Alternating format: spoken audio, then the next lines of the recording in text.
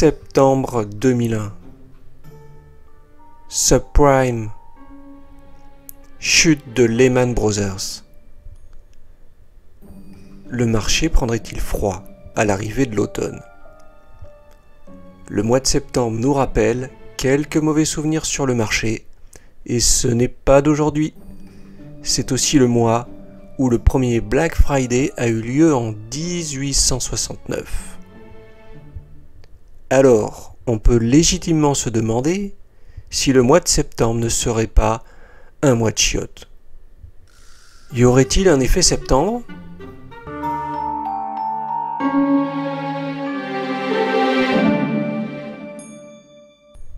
Septembre est un mois singulier dans le paysage boursier. Le terme « September Effect » évoque la tendance en dents de scie historiquement observée sur ce mois.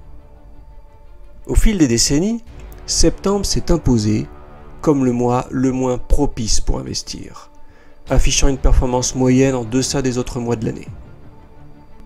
Pendant le siècle passé, les actions souvent fléchies en septembre, perdant une moyenne d'environ 1% de leur valeur. C'est une tendance qui a marqué l'histoire des marchés financiers. Pourtant, l'effet septembre ne s'explique pas par une cause ou un événement précis. Il s'agit plutôt d'une anomalie de marché liée au calendrier, remettant en cause la célèbre hypothèse des marchés efficients. Bien que leur validité puisse varier en fonction de la période choisie, les données statistiques offrent des arguments en faveur de l'effet septembre.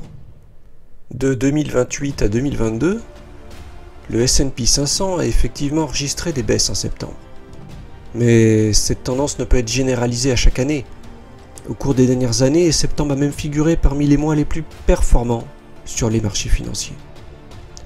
Pour illustrer ce point, considérons l'exemple d'un investisseur qui aurait fait le pari de contrevenir à la tendance de septembre au cours des 100 dernières années. Dans ce cas, il aurait généré un bénéfice global. Mais si cette stratégie n'avait été mise en place que depuis 2014, elle aurait conduit à des pertes.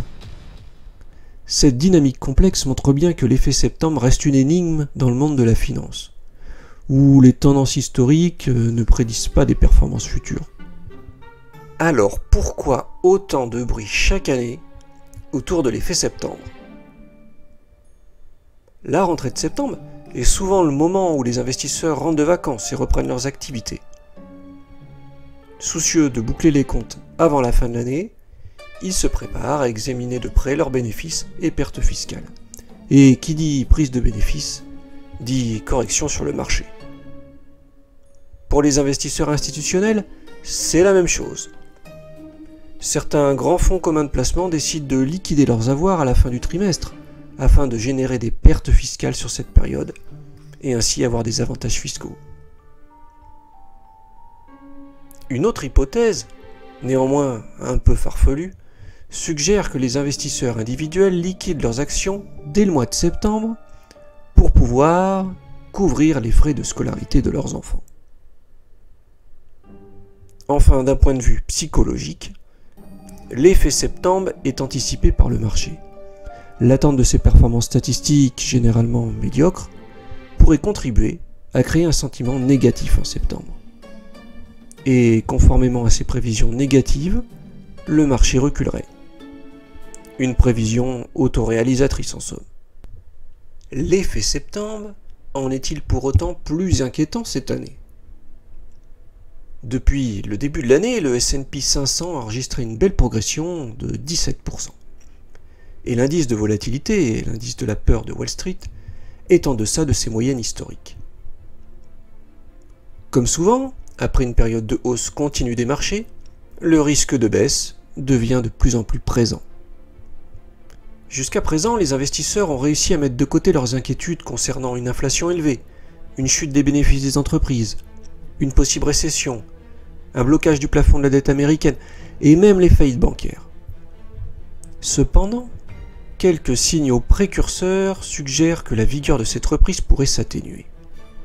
Les valorisations actuelles dépassent les normes récentes, avec le S&P se négociant à environ 19 fois les bénéfices prévus, comparé à une moyenne sur un an de 17 fois. Bien que des valorisations élevées ne conduisent pas nécessairement à une chute des actions, elles peuvent accentuer une pression à la baisse.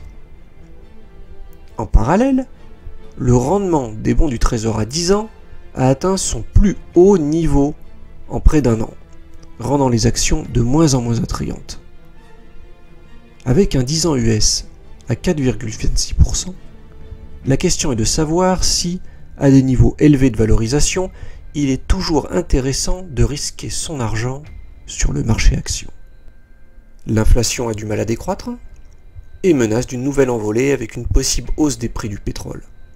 Les Saoudiens et les Russes se sont entendus pour garder le prix du baril à un niveau élevé, en décidant notamment de couper la production de pétrole jusqu'à la fin de l'été. Les taux d'intérêt sont déjà les plus élevés depuis 22 ans et la Réserve fédérale pourrait être contrainte de maintenir des taux élevés sur une longue période. La réputation de septembre en tant que mois difficile n'est plus à faire. Au cours du siècle dernier, septembre a été le mois le moins favorable pour les performances boursières. Alors finalement, est-ce que cela vaut le coup d'avoir peur du Garibabou de septembre? Chaque année on s'inquiète, mais c'est plutôt coup-ci coup-ça. Les actions ne sont pas systématiquement en baisse en septembre. Depuis 1928, elles baissent environ 55% du temps, ce qui équivaut à légèrement plus de 50% de chances d'afficher des rendements négatifs. Et depuis 2014, la performance est positive. Le temps décrié dans les journaux September Effect est donc mitigé. Il y a des fois où cela marche et d'autres non, mais aucune garantie que les actions se comportent de manière négative pendant ce mois. L'effet septembre est plutôt à considérer comme une bizarrerie historique dans les données et une anomalie, plutôt qu'une véritable relation de cause à effet. Pas de quoi avoir la chair de poule. Halloween n'est pas encore arrivé.